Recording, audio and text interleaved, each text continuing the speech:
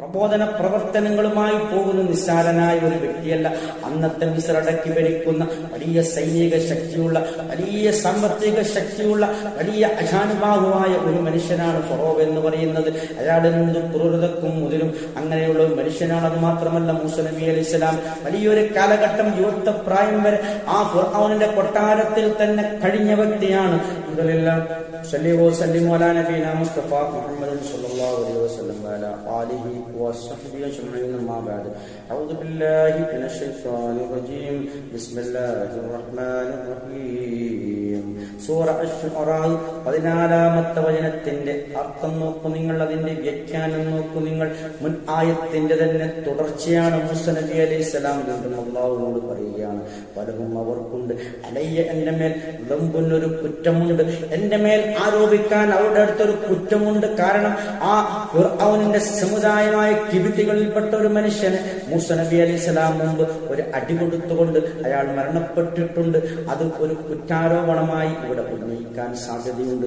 അതുമാത്രമല്ല, പല അക്രമങ്ങളും നടത്താൻ സാധ്യതയുണ്ട്.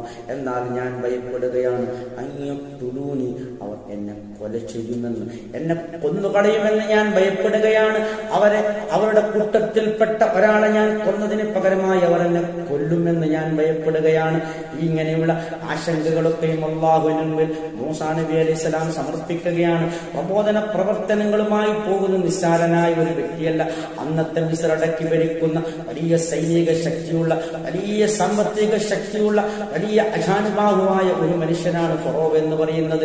അയാളിൽ നിന്ന് ക്രൂരതക്കും മുതിരും അങ്ങനെയുള്ള ഒരു മനുഷ്യനാണ്. അത് മാത്രമല്ല, മൂസ നബി അലൈഹിസ്സലാം വലിയൊരു കാലഘട്ടം, യുവത്വ പ്രായം വരെ ആ ഫിർഔനിന്റെ കൊട്ടാരത്തിൽ തന്നെ കഴിഞ്ഞ വ്യക്തിയാണ്. നോക്കൂ നിങ്ങൾ, അതുകൊണ്ട് വലിയ പ്രതികാരത്തിന് ശക്തി കൂടും. അതുകൊണ്ടുള്ള ഈ ആശങ്കകൾക്ക് മറുപടി കൃത്യമായി ലഭിക്കാൻ, ഒരു മനസ്സമാധാനത്തിന് വേണ്ടിയാണ് അള്ളാഹുവിനോട് ഇത്തരം ആശങ്കകൾ മൂസ നബി അലൈഹിസ്സലാം പങ്കുവെക്കുന്നത്. ആ മൂസ നബി അലൈഹിസ്സലാം പറയുകയാണ്, ആ ജനങ്ങൾക്ക്, ഫിർഔന്റെ കൂട്ടുകാർക്ക് എന്റെ മേലൊരു കുറ്റമുണ്ട്, ഒരു കുറ്റം എന്റെ മേൽ ആരോപിക്കാനുണ്ട്. അതുപോലെ അവർ എന്നെ കൊല ചെയ്യുമെന്നും കൊലപ്പെടുത്തുമെന്നും ഞാൻ ഭയപ്പെടുന്നു എന്നാണ് അള്ളാഹുവിനോട് ആശങ്ക പങ്കുവെക്കുന്നത്. അതിനുള്ള മറുപടി അല്ലാഹു സുബ്ഹാനഹു വ തആല അടുത്ത ആയത്തിൽ കൃത്യമായും വ്യക്തമായും നൽകുന്നുണ്ട്.